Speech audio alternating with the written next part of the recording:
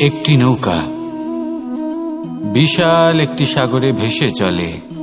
কখনো যাত্রীদের বা কখনো বিশাল বস্তুকে নিজের সাথে বহন করে নিয়ে চলে, এক স্থান থেকে অন্য স্থানে পৌঁছে দেয়। এই নৌকা কখনো সাগরে আটকে পড়ে বা কখনো ডুবে যেতেও পারে, কিন্তু এই নৌকা তখন ডুবে যায় না যখন এর আশেপাশে অধিক মাত্রায় জল থাকে। এটা তখন ডুবে যায় যখন ও নিজের আশেপাশের থাকা জলকে নিজের ভেতরে প্রবেশ করতে দেয়। যখন আস্তে আস্তে এই জল প্রবেশ করতে থাকে, নৌকা ভারী হতে থাকে আর আস্তে আস্তে ডুবে যায়। এটা আমাদের কাছে একটা শিক্ষা। হতেই পারে আমাদের এই সংসারে, আমাদের জীবনে আশেপাশে অনেক বেশি মাত্রায় নেতিবাচক শক্তি থাকবে, ঈর্ষা থাকবে, বিদ্বেষ, ঘৃণা বা ভয় থাকবে, কিন্তু মনের এই নৌকা শুধু তখনই ডুববে যখন আপনি এই নেতিবাচক শক্তিকে নিজের ভেতরে প্রবেশ করতে দেবেন। মনে রাখবেন, এই নেতিবাচক শক্তিকে কখনো নিজের মনে প্রবেশ করতে দেবেন না। প্রবেশ করলেও তাহলে যেন সে সেখানে কোনো স্থান না পায়। শুধু এই বিষয়টা খেয়াল রাখলে আপনার মনের এই নৌকা জীবনের এই সাগরে সব সময় ভেসে থাকবে আর এই মন প্রসন্ন হয়ে বলবে, রাধা রাধা। আমরা আমাদের জীবনের লক্ষ্য প্রাপ্ত করার জন্য কি না করে থাকি। আমরা ভাবনা চিন্তা করে থাকি, কত জ্ঞান অর্জন করে থাকি, তারপরে আমরা পরিকল্পনা করি আর প্রচেষ্টা করি। এবার প্রথম চেষ্টাতেই সাফল্য লাভ করব সেটা নাও হতে পারে, বরং ইতিহাস সাক্ষী যে প্রথমবার প্রচেষ্টা করে সাফল্য লাভ করার সম্ভাবনা অত্যন্ত কম। আর যে কোনো সফল ব্যক্তিকে দেখুন, আপনি বুঝবেন সেই ব্যক্তি বারবার প্রচেষ্টা করে, চেষ্টা করা থামায় না, তবেই সেই ব্যক্তি একদিন সাফল্য লাভ করেন। সেই জন্য আপনিও প্রচেষ্টা করা কখনো বন্ধ করবেন না, করতেই থাকুন। যখন আপনি প্রথমবার প্রচেষ্টা করেন তখন আপনি একা থাকেন, কিন্তু যখন আপনি দ্বিতীয়বার প্রচেষ্টা করেন তখন আপনার সাথে কিছু বিগত প্রচেষ্টার অভিজ্ঞতা থাকে। চেষ্টা করতে থাকুন, সাফল্য আপনার কাছে আসতেই চলেছে। আসুন আমার সাথে ভালোবেসে বলুন, রাধা রাধা। আপনারা সবাই একটা গাছের পাতাকে দেখুন, যতক্ষণ পর্যন্ত গাছের সাথে মানে গাছের ডালের সাথে জুড়ে থাকে সে সবুজ থাকে, বাতাসের সাথে সে নড়তে থাকে। যতক্ষণ পর্যন্ত ও সূর্য থেকে পাওয়া রশ্মির শক্তি গাছে পৌঁছে দেয় ততক্ষণ ও ডালের সাথে যুক্ত থাকে, কিন্তু যখন সেই পাতা শুকিয়ে যায় তখন তার কোনো গুরুত্ব থাকে না। সেই পাতা গাছের ডালে এবং বৃক্ষের কাছে বোঝা হয়ে থেকে যায়, এবং এমন এক সময় আসে যখন সেই ডালটি শুকনো সেই পাতাকে পরিত্যাগ করে। এটাই আমরা এই প্রকৃতিতে দেখি এবং এটাই হলো সত্য। আর এটাই আমাদের জীবনে খুব বড় একটা শিক্ষা। যদি আপনিও নিজের জীবনে নিজের আপনজনদের কাছে বোঝা স্বরূপ হয়ে দাঁড়ান, তাহলে তারা আপনাকে যতই ভালোবাসুক না কেন, ওনারা যদি নাও চান তাহলেও এমন এক দিন আসবে যখন আপনার আপনজন আপনাকে পরিত্যাগ করবে। সেই জন্য সবসময় আত্মনির্ভর হয়ে ওঠার চেষ্টা করুন, নিরন্তর পরিশ্রম করতে থাকুন, কারোর ওপর বোঝা হয়ে থাকবেন না, বরং তার সাথে মিলে দায়িত্ব পালন করুন। এমনটা করবেন তাহলে আপনার সম্মানও বজায় থাকবে এবং সম্পর্কের মধ্যে আপনার মূল্যও বজায় থাকবে। আসুন আর আমার সাথে ভালোবেসে বলুন, রাধা রাধা। আমাদের মধ্যে এমন অনেক মানুষ আছেন যারা বই পড়তে পছন্দ করেন, অনেক মানুষ আছেন যারা ভিন্ন ভিন্ন রকমের কাহিনী পড়েন। এবার পড়তে পড়তে মাঝে এমন একটা অধ্যায় অবশ্যই আসে যা আমাদের হৃদয় স্পর্শ করে যায়। আমরা হৃদয় যন্ত্রণা অনুভব করি, তাও আমরা সেই কাহিনী শেষ পর্যন্ত পড়ি এবং তখন আমরা বুঝতে পারি যে সেই যন্ত্রণাময় অধ্যায়টি কেন এসেছিল, তার থেকে আমরা কি শিক্ষা পেলাম এবং আমরা অবশেষে লক্ষ্যেও পৌঁছলাম। কিন্তু যদি সেই যন্ত্রণাদায়ক অধ্যায়টিতে আপনি থেমে যান, আপনি যদি এটা ভাবেন যে আমি আর পড়তে পারবো না, তাহলে আপনি জানতেও পারবেন না যে পরবর্তীতে কি হতে চলেছে। এই মন দুঃখে ভরে উঠবে। মনে প্রশ্ন আসতেই থাকে যার উত্তর আমরা পাই না, নিজেদের লক্ষ্য বুঝতেই পারি না। এইভাবেই আমাদের জীবনেও যদি এমন কিছু হয় যা অত্যন্ত দুঃখজনক, যদি এমন কোনো কঠিন অধ্যায় আপনার জীবনে আসে, থামবেন না। তাহলে আপনার জীবনের কাহিনীর একটি যন্ত্রণাদায়ক দুঃখজনক অধ্যায় মাত্র। শেষ পর্যন্ত এই কাহিনীতে টিকে থাকুন, কর্ম করতে থাকুন। আপনি বুঝতে পেরে যাবেন যে এই কঠিন পরিস্থিতি আপনার জীবনে কেন এসেছিল। আপনি শিক্ষাও লাভ করবেন এবং লক্ষ্যও লাভ করবেন। আসুন আমার সাথে ভালোবেসে বলুন, রাধা রাধা। মুক্তোর এই মালা দেখতে কত সুন্দর হয়, তাই না? যিনি ধারণ করেন তাকেও এটা শীতলতা প্রদান করে, আর যে ব্যক্তি দেখে তার চোখও এই দৃশ্য দেখে শান্তি উপলব্ধি করে। কিন্তু ভাবুন, যদি এমন কিছু হয় যে সুতো দ্বারা এই মুক্তোর মালা তৈরি হয়েছে সেটা কেউ ছিঁড়ে দেয়, তাহলে এই মুক্তোর মালা ছিঁড়ে যাবে আর সমস্ত মুক্তো মাটিতে পড়ে যাবে, ছড়িয়ে পড়বে। তখন কি আমরা এটা ভাববো যে এটা তো মাটিতে পড়ে থাকা বস্তু, এটা আমি তুলবো না? ভাববো না, তাই না? আমরা নিচু হয়ে একটা মুক্তো কুড়িয়ে নিই এবং আবার এদের সুতোর মধ্যে প্রবেশ করাই। কেন? কারণ এই মুক্তো হলো বহুমূল্য। এতে কোনো সন্দেহ নেই যে এই মুক্তো হলো বহুমূল্য। কিন্তু এর থেকেও অনেক বেশি বহুমূল্য হলো আমাদের জীবনে আমাদের সম্পর্ক, আমাদের বন্ধু বান্ধব। এই সম্পর্কেও কখনো কখনো বিবাদ হয়, মনোমালিন্য হয়, এগুলোও ছড়িয়ে যায়। আর সেই সময় এই মুক্তোর মতোই নত হয়ে আমাদের এই সম্পর্কগুলিকে হাতে তুলতে হবে, এদের জুড়তে হবে, এদের আগলে রাখতে হবে, কারণ এদের থেকে বহুমূল্য আর কিছুই নেই। আর যদি এই কাজটা আপনি শিখে নিতে পারেন, তাহলে আপনার জীবনের এই সম্পর্ক, এই বন্ধুত্ব সবসময় আপনাকে বল প্রদান করবে, আনন্দ প্রদান করবে। আর এই মন সুপ্রসন্ন হয়ে বলবে, রাধা রাধা। সুখ এবং দুঃখ এই দুই হলো আমাদের জীবনের অবশ্যম্ভাবী এবং গুরুত্বপূর্ণ অঙ্গ। আমাদের সকলের জীবনে কখনো সুখও আসে, আবার কখনো দুঃখও আসে। আমরা সবসময় ভাবি আমরা কিভাবে সুখ লাভ করব, কিভাবে আমরা দুঃখ থেকে দূরে থাকতে পারি। আর এই জীবনে যা কিছুই ঘটুক না কেন, সেই সবকিছু আমরা সুখ এবং দুঃখের মাপদণ্ডে মেপে থাকি। এবার এখানে একটা ছোট্ট বিষয় আছে, এটা ভেবে দেখতে হবে যে কে আসলে সুখী ব্যক্তি। সুখী ব্যক্তি হলেন তিনি যিনি নিজের জীবনে নিজের কর্মের বিশ্লেষণ করে থাকেন, সেই বুঝে পদক্ষেপ নেন। উনি কি করতে চলেছেন সেটা উনি জানেন, আর যদি ওনার কোনো দোষ থাকে বা ভুল থাকে তাহলে সেগুলো শুধরে নিয়ে এগিয়ে চলেন। সেই জন্য উনি সুখী হন। অন্যদিকে যে ব্যক্তি দুঃখী, তিনি কি করেন? তিনি নিজের উপর নয়, অন্যের উপর নিজের নজর রাখেন যে তিনি কি করছেন, কিভাবে কর্ম করছেন। ওনারা অন্যের নিন্দা করেন, অন্যের সাফল্য দেখে ঈর্ষা করেন, ক্রুদ্ধ হয়ে যান, ওনাদের বাধা দিতে চেষ্টা করেন। সেই জন্যই তো ওনারা দুঃখী হন। এই সংসারে এমন অনেক ব্যক্তি আছেন যারা এই কারণে দুঃখী নন যে তাদের জীবনে দুঃখ আছে। তারা এই কারণে দুঃখ পান কারণ অন্যের জীবন অনেক বেশি সুখের। দেখুন, শেষ পর্যন্ত আপনাকে নিজের কর্মের প্রতি মনোসংযোগ করতেই হবে, অন্যের প্রতি নয়। কারণ আপনার জীবনে আপনার কর্ম হলো এমন একটা জিনিস যা আপনার নিয়ন্ত্রণে আছে। নিরন্তর চেষ্টা করতে থাকুন, নিজের কর্মকে বুঝতে শিখুন, শুধরে নিন, নিজেকে শ্রেষ্ঠ করে তুলুন। তখন সাফল্য নিজে থেকে আপনার কাছে আসবে, আর এই মন প্রসন্ন হয়ে বলবে, রাধা রাধা। এই সংসারে এমন কোন আবেগ আছে যা সবসময় কটু বলে মনে হয়, কিন্তু সবার শেষে এটি সব থেকে বেশি মধুর উপলব্ধি প্রদান করে, সব থেকে বেশি মধুর অনুভূতি প্রদান করে। উত্তর পেলেন? পেলেন না? আপনাকে একটা উদাহরণ দিই। যখন মাতা সীতাকে অপহরণ করা হয়েছিল, তখন শ্রীরাম অপেক্ষা করেছিলেন 4 মাস পর্যন্ত।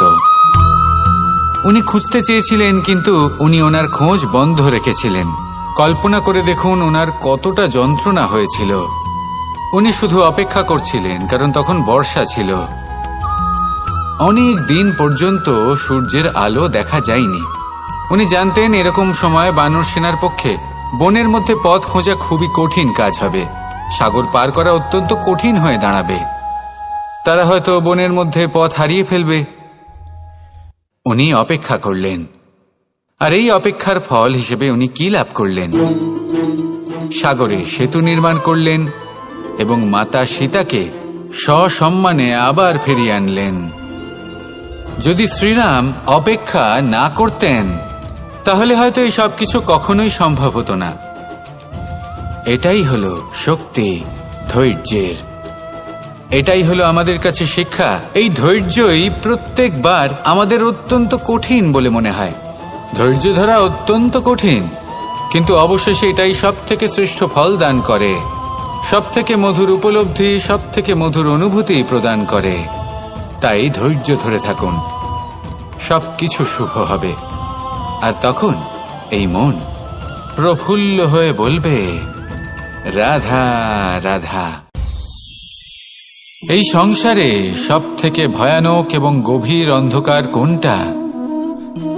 সেটা যখন মেঘ সূর্যকে ঢেকে দেয় এবং সংসার অন্ধকারাচ্ছন্ন হয়ে ওঠে, নাকি তখন যখন সূর্যাস্তের সময় ঘনিয়ে আসে, সূর্য ঢলে যায় এবং এই সংসারে অন্ধকার ছেয়ে যায়, নাকি সেই অমাবস্যার রাত্রি যখন চতুর্দিকে ঘন অন্ধকার থাকে এবং চন্দ্রমার প্রকাশ কোথাও থাকে না? না,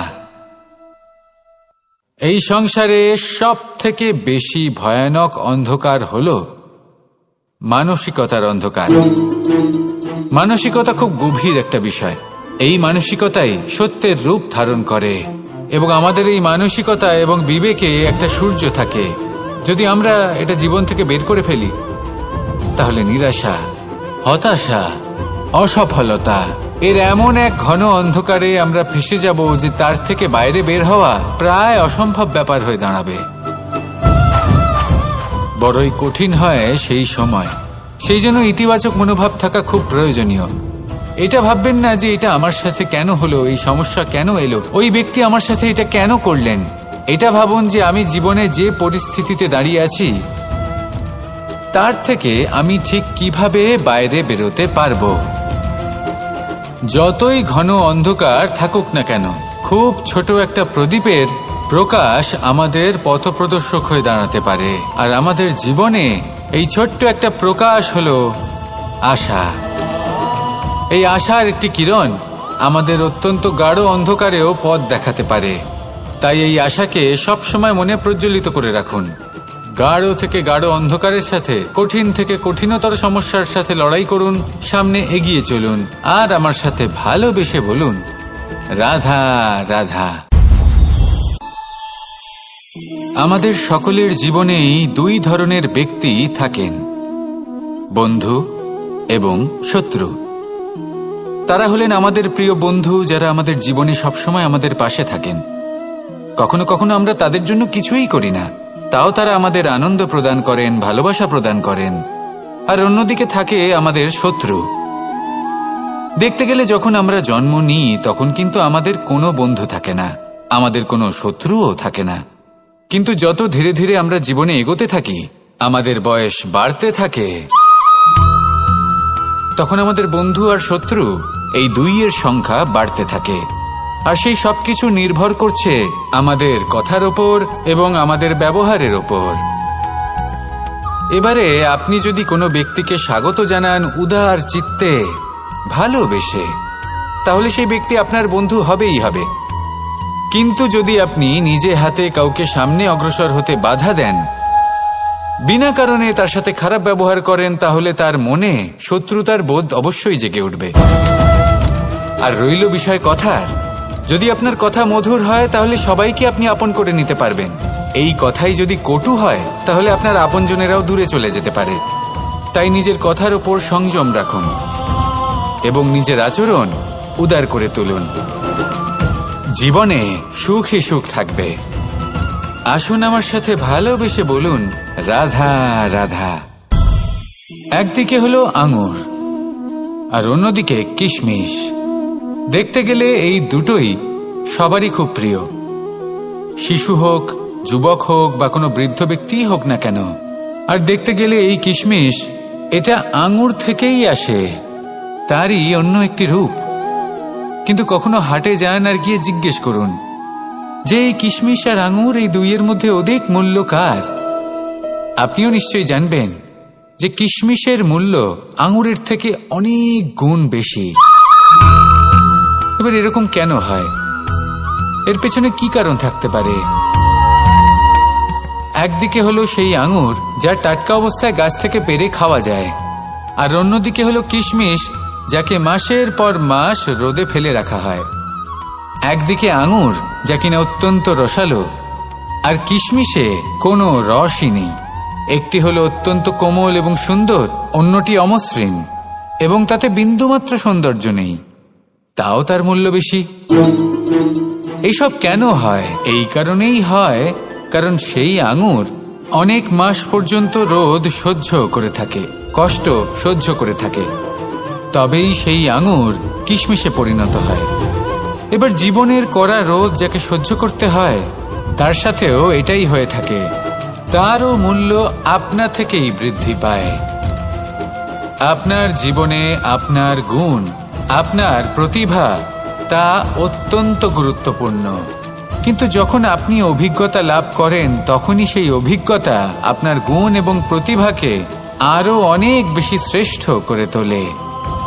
তাই জীবনের কঠোর রোদের মধ্যেও দাঁড়িয়ে থাকাটা শিখে নিন, সাহসের সাথে কঠিন পরিস্থিতির সম্মুখীন হওয়াটা শিখে নিন। ঠিক এইভাবেই অভিজ্ঞতা লাভ করতে হয়, আর এই অভিজ্ঞতা আপনার মূল্য বৃদ্ধি করতেই থাকবে, করতেই থাকবে। আর তখন এই মন প্রসন্ন হয়ে বলবে, রাধা রাধা। এই সংসারে সব থেকে বড় ব্যক্তি কে? আপনি বলবেন, এ কেমন ধরনের প্রশ্ন? কিন্তু এটা হলো সব থেকে উচিত প্রশ্ন। কেউ এর উত্তর দেবে যে সেই মহাপ্রতাপী রাজা, তিনি হলেন সব থেকে বড় ব্যক্তি, সেই বড় রাজনীতিবিদ, তিনিই সব থেকে বড় ব্যক্তি।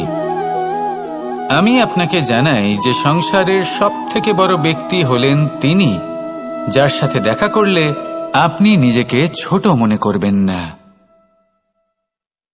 কোনো ব্যক্তি যিনি সব থেকে বেশি শক্তিশালী, আপনি যদি তার সামনে যান, তাহলে উনি আপনার অন্তরের শক্তিকে বাইরে বের করে আনবে, আপনার অন্তরের লুকিয়ে থাকা শক্তিকে জাগ্রত করতে প্রেরণা প্রদান করবে। তিনি হলেন বড় ব্যক্তি, তিনি হলেন মহান ব্যক্তি। তিনি নন যিনি নিজের বল এবং ঐশ্বর্য দ্বারা আপনাকে তার সামনে ছোট প্রমাণ করবেন। এবং সেই জন্য মহাদেব আমার আরাধ্য হলেন আমার খুব প্রিয়। কারণ রাজা হোক বা ফকির, কেউ যদি ওনার সামনে যান, তাহলে সে নিজেকে ছোট মনে করেন না। আপনিও যদি জীবনে অনেক বড় হতে চান, তাহলে কাউকে কখনো নিজেকে ছোট মনে করতে দেবেন না। তার অন্তরে বড় হয়ে ওঠার প্রেরণা প্রদান করুন। আসুন আমার সাথে ভালোবেসে বলুন, রাধা রাধা। এই সংসারের একটা নিয়ম আছে, বা বলতে পারেন লোকে তাই বলে, যে শক্তিশালী হয় সে শক্তিহীনকে নত করে দেয়। এমনটাই হয়, তাই না? আবশ্যক নয়। কখনো কখনো এমনও হয়, একজন অসমর্থ ব্যক্তি সমর্থ ব্যক্তিকে নত করে দেন। এটা সম্ভব, এও হতে পারে। আর এটা তখন হতে পারে যখন তার মধ্যে ভালোবাসার শক্তি থাকে। ভালোবাসার শক্তি এই সংসারে সব থেকে বড় শক্তি হয়। এই ভালোবাসার শক্তি দ্বারাই নির্ধন সুদামা আমাকে দিয়ে নিজের পা ধুইয়ে নিল, কিছু না বলেই, কিছু না চেয়েই। এই কর্মের আধার ছিল শুধুমাত্র ভালোবাসা। খুব শক্তিশালী হয় এই ভালোবাসা।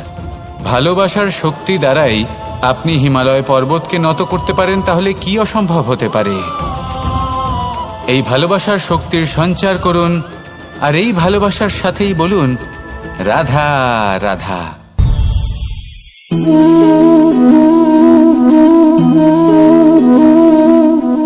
জল এই সংসারের সমস্ত প্রধান তত্ত্বের মধ্যে একটি। এই জল যে কোনো জ্বালা দূর করে। আগুনকে নিভিয়ে দেওয়ার ক্ষমতা রাখে। অবিরল অবিচল ভাবে প্রবাহিত হতে পারে, একে কেউ বাধা দিতে পারে না।